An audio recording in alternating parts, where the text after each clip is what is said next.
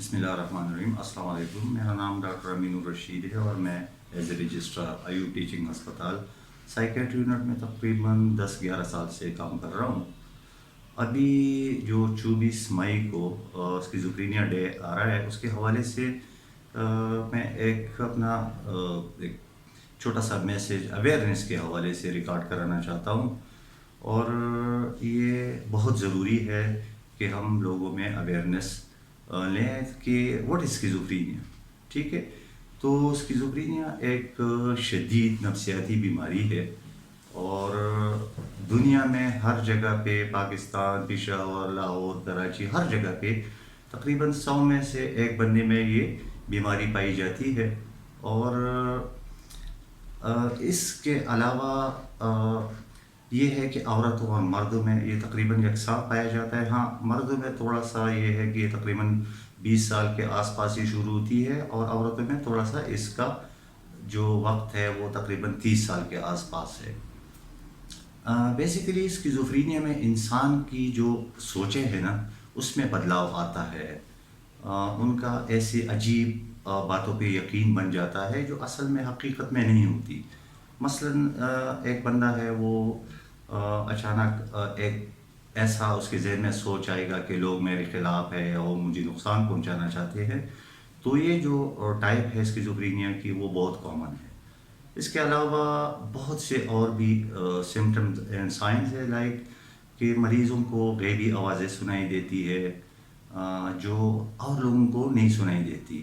ان کے رویوں میں بدلاؤ آتا ہے، وہ عجیب طریقے سے لوگوں کے ساتھ پیش آتے ہیں۔ ان کی ذہنی طاقت میں بھی بدلاؤ آ جاتا ہے، وہ طاقت ان میں نہیں رہتی، ان کے کام کاج میں سستی پڑ جاتی ہے، ان کی جو فنکشننگ ہوتی ہے، جو کارکردگی ہوتی ہے، اس میں بدلاؤ آ جاتا ہے، کمی آ جاتی ہے۔ اور اسی طرح انسان کرتے کرتے بہت ہی ایک عجیب سی کیفیت پہ مبتلا ہو جاتا ہے، جو اس کی زندگی اور اس کے آس پاس کی زندگی، اس کے خاندان والوں کے لیے ایک بہت بڑا مسئلہ بن جاتا ہے۔ تو جو اویئرنیس ہے یہ بہت ضروری ہے، تاکہ ہم جلدی سے ان بیماریوں کو کیا کہتے ہیں، اس کا نشاندہی کریں، ان سمٹمز کا، اور ان کا بر وقت علاج شروع کریں۔ کیونکہ جتنا ہی اس کا علاج لیٹ ہوتا جاتا ہے، تو پھر اس کا ٹھیک ہونے کے چانسز تھوڑے سے کم ہو جاتے ہیں۔ اس کی کوئی خاص وجہ تو نہیں ہے کہ اس وجہ سے اسکیزوفرینیا ہو جاتی ہے، لیکن اس میں بہت سے عوامل شامل ہے، جس میں موروثیت ہے، یعنی موروثی خاندانوں میں یہ بیماری آتی جاتی ہے۔ دوسری یہ ہے کہ اس میں دماغ کا جو سٹرکچر ہوتا ہے، اس میں ساخت میں فرق آ جاتا ہے، اس کے فنکشن میں فرق آ جاتا ہے۔ ٹھیک ہے، اور ان میں کیمیائی جو مادے ہیں ہمارے دماغ کے اندر، جس طرح ڈوپامین ہے، ٹھیک ہے، اور سیروٹونین ہے، اس میں فرق آ جاتا ہے۔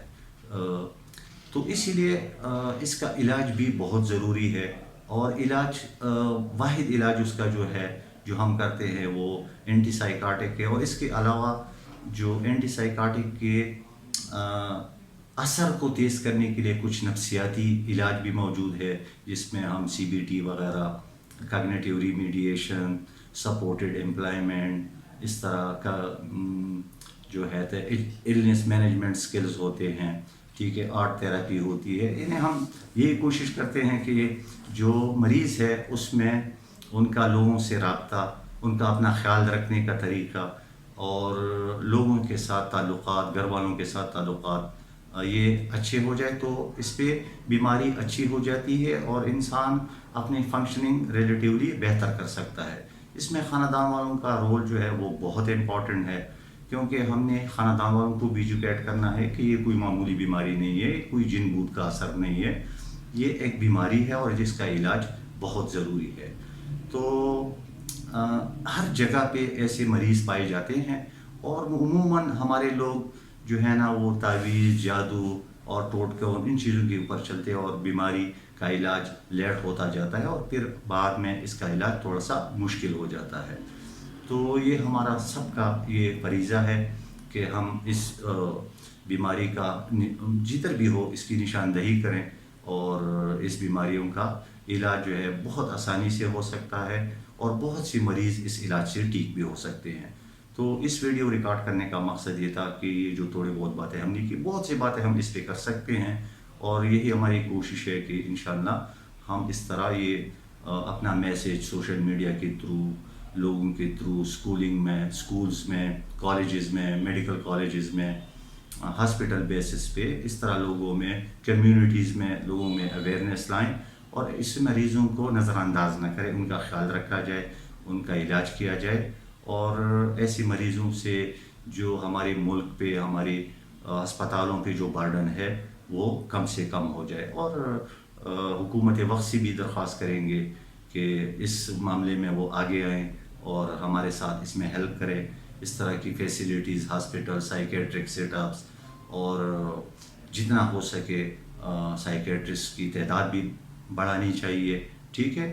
اور اسی سے پھر اس بیماری پہ شاید تھوڑا سا ہم اپنا کنٹرول کر لیں گے۔